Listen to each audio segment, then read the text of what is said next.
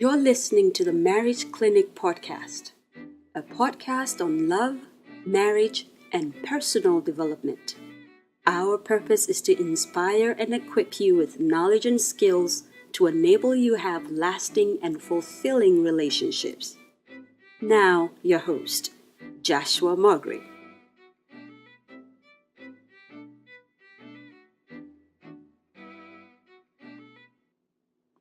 Welcome. This is the Marriage Clinic Podcast, a podcast about love, relationships, marriage, and your personal development. And as you just heard, I am your host, Joshua Margaret, and it's a pleasure to be here with you.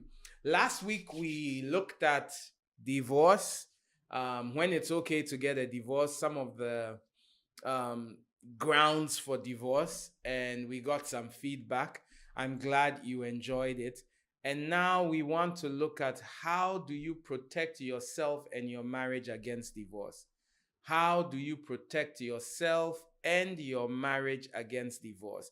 You may have been hearing all of this and saying to yourself, I don't want to get divorced. I don't want a divorce. I pray I never have to get divorced. Well, I'm about to tell you some things that you can do that will ensure that your marriage is majorly protected from divorce. That will ensure your marriage is majorly protected from divorce. So please share this link. If you're watching right now, please like it and please share it wherever you're watching it. And if you are listening to it on the audio version, please do your best to send it to somebody who would also enjoy it, and leave us a rating. 5-star will not be bad. So keep sharing, keep telling people about this podcast. Let's get more people on board. Our viewership and our listenership is going up, and I think we've done well over 30. I think we've done about between 25 to 30. I need to get the exact number podcast, and they are out there. So please get them and help yourself keep improving. So let's say you've been listening to probably when I spoke about the things to consider before getting a divorce, you listened to that, then you've seen all the stress that goes into getting a divorce, and you are asking yourself, what can I do to make sure I do not get a divorce? I'm about to tell you a couple of things that you can do to avoid a divorce. A couple of things you can do to avoid a divorce. Now, this one will sound really funny. It will sound funny, but please listen to it. The first thing that you can do to prevent yourself from getting a divorce or reduce your risk of a divorce is to avoid having premarital sex. Now, I'm quiet. Several studies have been done, not biblical studies. Several studies on marriage have been done where data has been taken. And as you know, I really like data. There is a significant influence on premarital sex on chances of divorce. Plus, the more sexual partners you have had before marriage is directly related to your increased chances of having a divorce. So what does that mean? Technically, your divorce can be predicted by how active you were sexually before marriage. But why is that so? When I was reading the articles, it didn't go to explain in detail, but off the top of my head, you can understand that because sex involves much more than just a physical attraction, it definitely will have an influence after marriage. In fact, couples that do not sleep together before they get married have a higher chance of avoiding divorce. So we're recording while it's raining. We keep going. I hope the sound is good enough for you, but we have to bring you your Marriage Clinic podcast. So that's the first one. The second one is, so basically what we are saying here is this.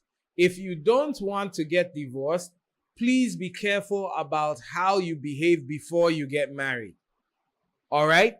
Then the second thing to do to avoid divorce is do not ignore premarital signals. Do not ignore premarital signals. Do not ignore premarital signals. What does it mean? From where I sit as a marriage counselor, A lot of the things that people come to me and talk about as problems, they saw when they were dating. So yes, while we were dating, she loses her temper, but it was cute. It was cute when you were dating, but now you've realized that it's not as cute. Okay? He used to spend on you a lot. You call him in the middle of the day and you say, I just heard this and I need this amount of money, and he sends you money. And then before you can smile, he sends you money. Now you are married. When anyone calls him about money, he takes your rent. He sends you the rent. Where did you think he was getting the money before you got married? So you see, a lot of the things that are issues you will see in your premarital life. So think about it. If you are currently dating, the question you need to ask yourself is, what am I seeing now that has potential to push me off the edge and make me want a divorce one day? Ask yourself that question. All right. Then now, if you're not a person of faith, this particular one may not make too much sense to you. But the next one is deal with the strong man. Okay? Deal with the strong man. As believers, we believe that the issues of divorce are both physical and spiritual. So, for instance, if there has been a pattern of divorce in your family, it may be important to pray seriously against divorce while you are married. You need to come to an understanding for us as believers. If you're not a believer, the next point will be good for you. But for us as believers, we understand that divorce is also a spirit, and it can perpetrate in families under different conditions. So you need to pray about it. You need to pray about the mindset and all those things. So prayer is important to engage. Now, the next one is number 4, is your marriage needs regular servicing, okay? Or a regular tune-up. What does it mean? This may be weekly. This may be monthly. You and your spouse need to sit down and talk about the marriage. You need to ask one another, how are you feeling about the marriage lately, over the last week? Questions like, how are you feeling about the marriage lately? And it's best to kind of rank it. So if I sat with my wife and I asked her, I probably would ask on a scale of 1 to 10, where 1 is like the marriage is terrible and 10 is like this is the best marriage I have ever had. Where would you rank the marriage this week? Then you talk about things like communication, finances. You need to know where each other are, because you could be having the time of your life and your spouse is like, I can't stand this marriage any longer. That's why some people are blindsided by marriage, especially for men, because the man is going out, he's working, he's enjoying himself. Probably they have young kids and his wife is the one engaging the young kids more. And he is feeling very satisfied because when he looks at his table, he has a son, he has a daughter, his wife is taking care of the home and working as well. His business is doing well and he's traveling all over the place. But his wife may be feeling like, I don't know how much longer I can do this because my husband is not around. I'm having to take care of the kids a lot on my own and I am stressed. So regular check-ins, regular servicing, regular check-ins with your spouse. How are things going on? And it's not, these shouldn't be sessions for you to defend or to argue. They are sessions for you to understand one another. If you do this on a regular basis, you will see problems when they are coming and you will find ways of correcting those problems. Okay? Brings us to number 5. Listen to your spouse. A lot of the time, now this one is a bit funny. And it happens more to men than women, but I've also seen women come in with those issues. The person comes in and says, I don't know what's wrong with my wife. She just says she's not happy. And she says she's tired of the marriage. I don't know. I'm doing everything right. I don't know. Then you get in touch with the woman, or she comes in for a session. She says, I've told him what my problems are. Yeah, no, you haven't told me what your problems is. I've told him. What are your problems? I feel lonely. Or she says, I don't know why my husband is acting up. He says, I've told you what my problems are. What are your problems? I feel disrespected. You see, when your spouse tells you that this is my problem, believe them and take it serious. But you can't have in your mind, and especially for men, they feel if I'm taking care of the home and I'm not cheating on you, that should be a good enough reason for you to be happy in the marriage.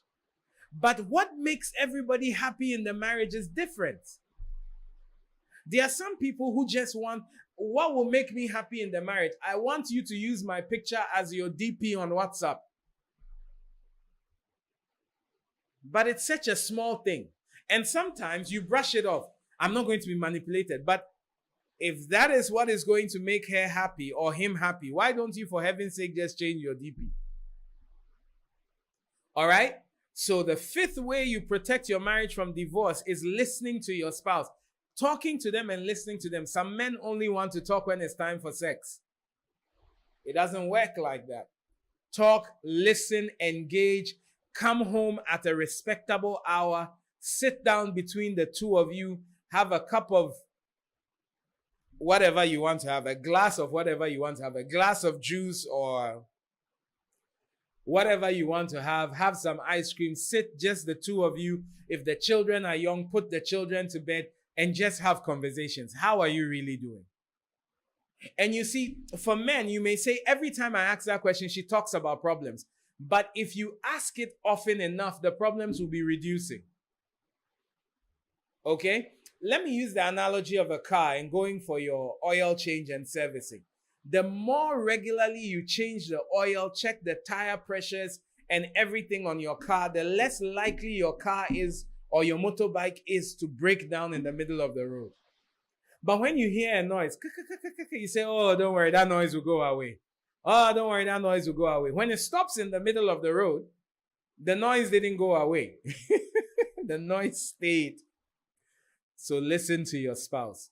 Now, I'm going to give you a number 6. And number 6 is a big one. There is no small problem in a marriage. It's kind of linked to number 5.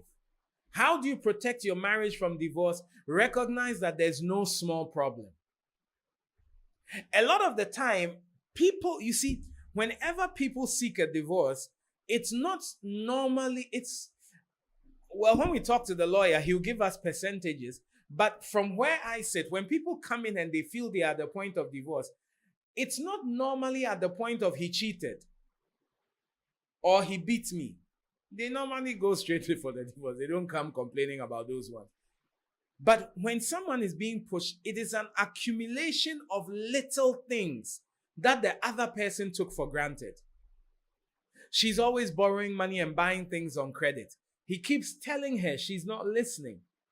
She's not handling money well. When I give her money for the household, it doesn't stretch till the end of the month. All right? I complain about the time he's coming home and he keeps coming home late. You may say, is coming home grounds for divorce? It's not grounds for divorce, but it can lead someone to want divorce. And when someone wants a divorce, they will find reasons why they will get a divorce. If you look hard enough, you can find a reason to get divorced. And you remember we mentioned unreasonable behavior. Trust me, your drinking water can be deciphered as unreasonable behavior. So if you really want your marriage to work, when your wife, especially for the men, don't say what she's complaining about, small things. Small, little drops of water make a mighty ocean. So, and you may want to write, in fact, type that in the chat if you're watching on any of the social media platforms. Type in, there are no small problems in marriage. There are no small problems in marriage. All right? Every problem should be dealt with. Every problem should be engaged on. All right? Great. That brings us to number 7. Connect in the bedroom. Connect in the bedroom. You may find this funny, but the more sex you are having, the less likely you are to have a divorce. One of the quickest indicators of a troubled marriage is lack of sexual activity, especially when they are living in the same house. So if you've gone for a week, you've gone for 2 weeks, and you're not having sex, there is a problem. An ideal couple should be having between 2 to 3 sessions of sex in a week. Ideal married, hey, let me add, married couple. Because I'm just seeing some young men out there, they are like, yes, Pastor Josh, you said it 3 times a week. No, a married couple should be having about sex 2 to 3 times a week. 2 to 3 times a week is good.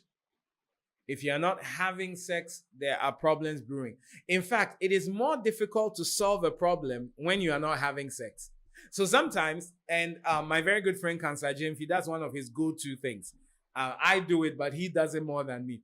You come in for counseling and he sees tempers are flying and he asks, when was the last time you have sex? The guy goes, the lady turns and looks somewhere. He's like, okay, I'm giving you people an opportunity. Go have sex 3 times and come back.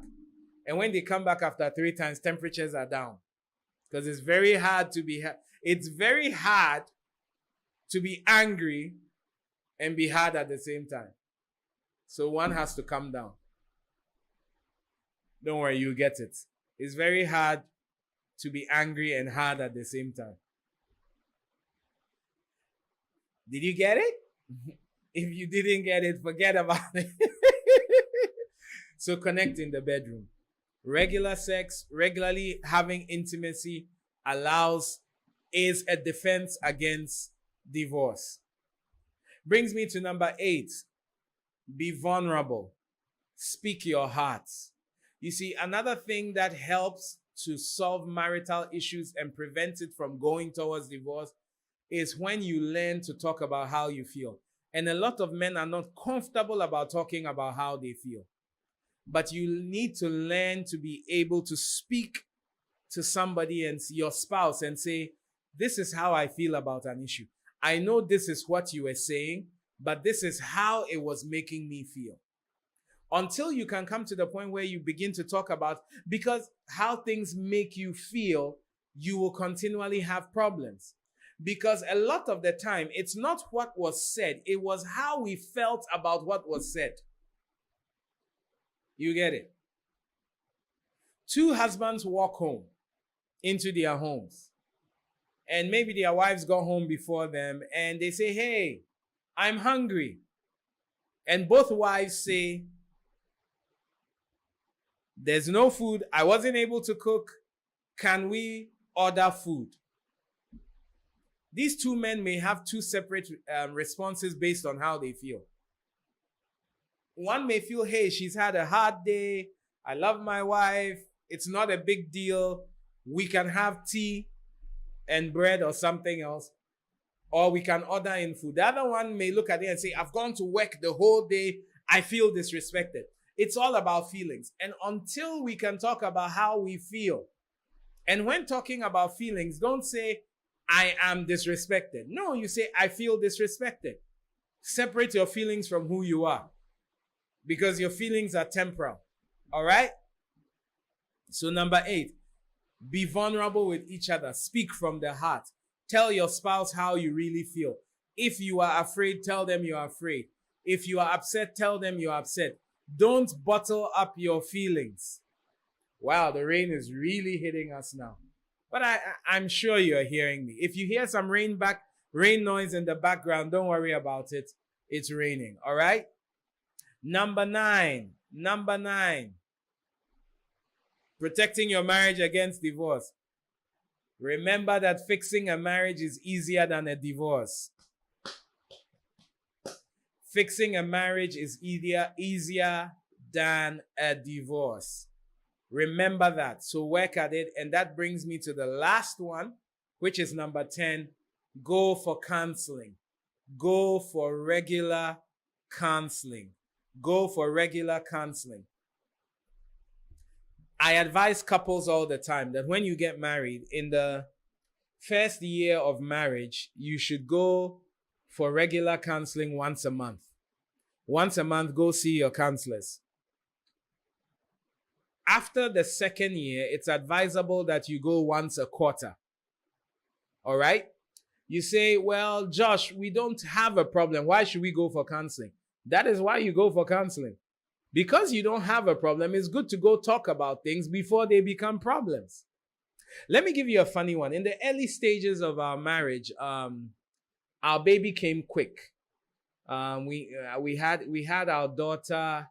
Probably some of you are counting. You want to know how many months after marriage?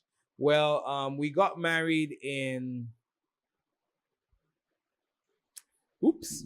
We got married in July. My wife probably is watching this and saying, "What? You can't remember when we got married?" So we got married in July and we had Zoe in May. So yeah. But we were a young couple. The baby had come earlier than we thought she was going to come. And we had to, we are having a problem because she was on maternity leave. I was still working my 9 to 5 job and my side hustle. So anytime the baby wanted to be fed in the night and she turned on the lights, I can't sleep with light.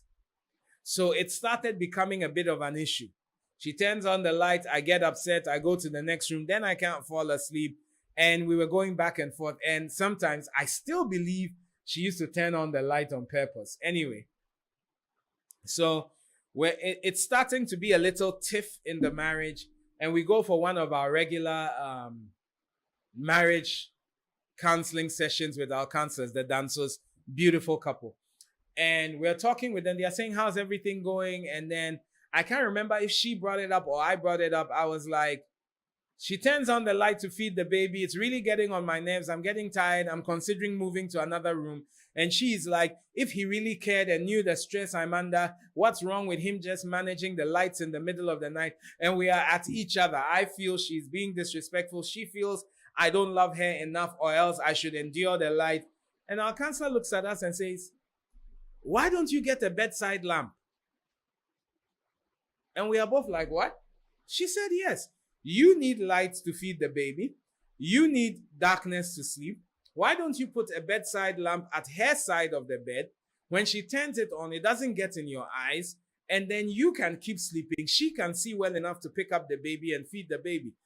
And it was like a light went off. Before we got home, we went by, I nearly mentioned the name of that shop. It starts with M.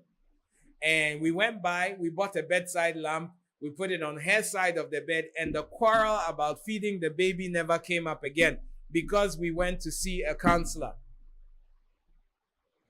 So talking to people about marriage is not because you have monumental problems, but it is an understanding that you are new at this and you need to get things done. Hey, this is the Marriage Clinic, and we have been talking about how to make sure you don't get a divorce. I'm glad you were on this podcast. Please do send in your questions. As I said, we are going to have an expert lawyer in 3 weeks' time come speak to us. So please put in your questions, any legal questions you have about marriage and about what it takes to get a divorce. You can either DM me or you can put it under this podcast. And when I'm talking to the lawyer, we will be able to deal with all these issues. So I trust you've enjoyed this podcast. We've gone a little over our time, but it was good. I got carried away telling a personal story, but I know you enjoyed it. Take good care of yourself. And next week, Thursday at 8 p.m., wherever you got this, you will be getting another episode. God bless you. Take good care of yourself. And yes, showers of blessing. It's raining, but we keep moving. Hustle while it's raining. Take good care of yourselves, and bye-bye.